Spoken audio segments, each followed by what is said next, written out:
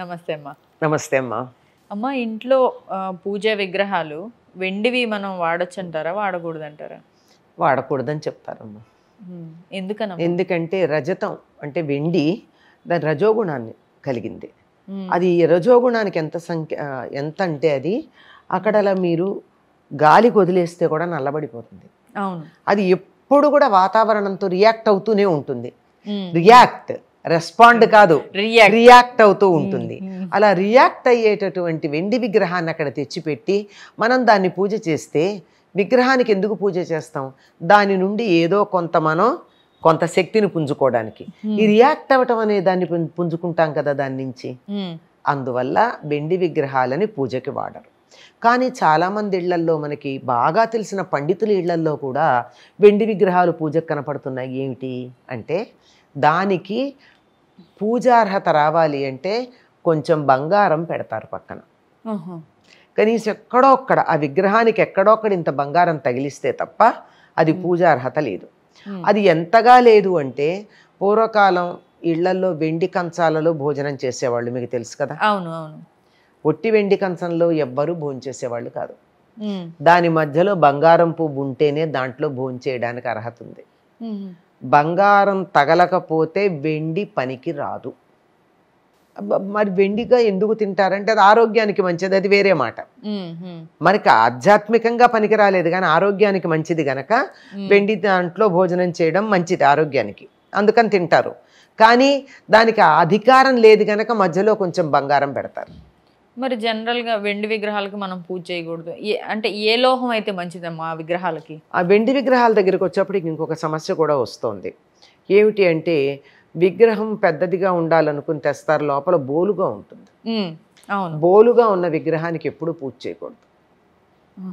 బోలుగా ఉన్నప్పుడు అంటే ఏమవుతుంది, కింద ఎక్కడో ఖాళీ పెట్టి దాంట్లోంచి లోపలంతా తీసేస్తారు కదా, అది పనికిరాదు. ఒకవేళ దాన్ని ఫిలప్ చేస్తే పనికి వస్తుందంటే అది కూడా పనికిరాదు. లోపల నిండుగా ఉంటేనే పూజ చేయాలి. అందువల్ల ఇంతవి విగ్రహాలు అయితే మనం నిండుగా ఉండేట్టు చేయగలం, కానీ ఇంతంత విగ్రహాలు పూర్తిగా వెండితో చేయడం అయ్యే పనే కాదు. అంటే ఉంటే ధనవంతులు ఉంటే ఉంటారు అనుకోండి, అన్ని వెండివి చేయించుకున్నటువంటి వాళ్ళు తర్వాత ఏమనుభవించారో కూడా మనం చూసాం, అన్ని వెండితో చేయించుకుంటే.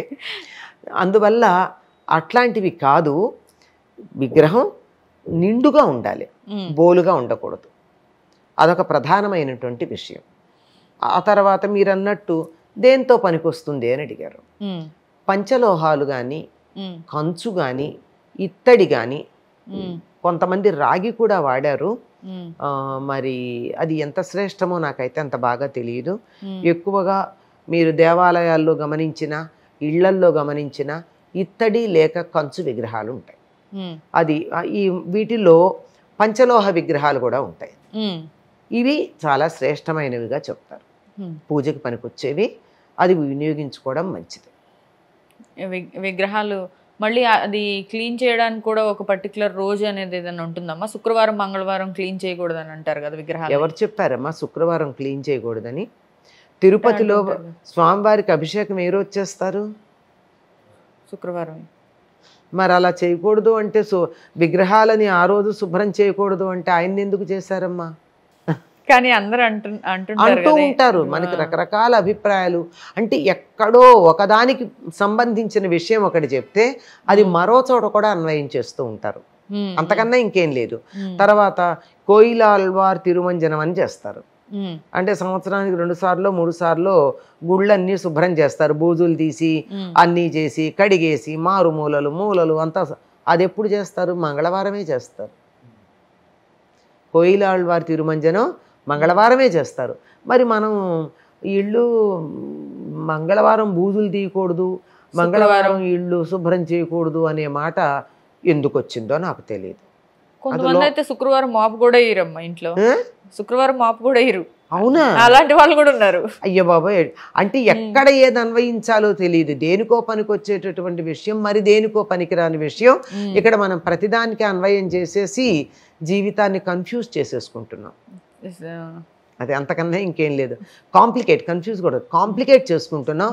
ఈ కాంప్లికేషన్ వల్ల కన్ఫ్యూషన్ వస్తుంది. బాగుందమ్మా, ధన్యవాదాలు. సంతోషం తల్లి.